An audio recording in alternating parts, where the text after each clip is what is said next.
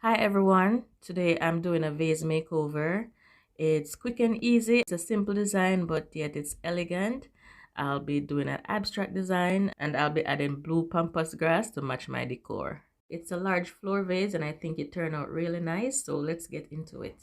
Before I get started, I'm using alcohol to clean my vase and I'll be spray painting my vase with the Rust-Oleum 2X white spray paint. And I'll be using Dollar Tree sand. This is the white sand, and I'll be using that to add my design.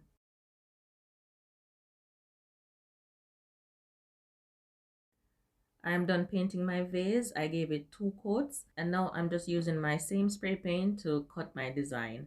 And I'm holding my hand like 3 to 4 inches away from the vase, and then I'll add the sand on top.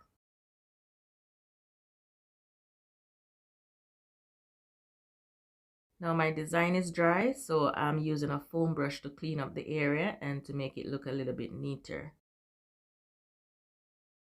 Then I'm also adding the design to the base and the top just to tie everything in.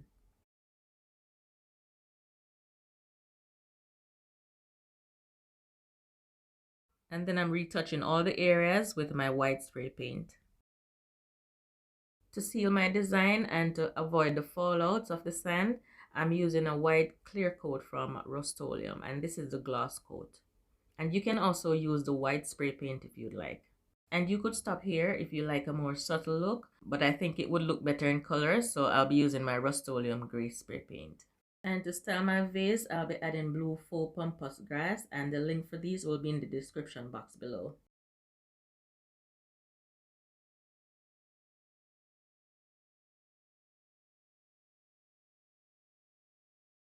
I hope you enjoyed this short tutorial and I hope you like my vase design. If you do, please remember to give me a thumbs up. I'll really appreciate that. And let me know your thoughts in the comment section below.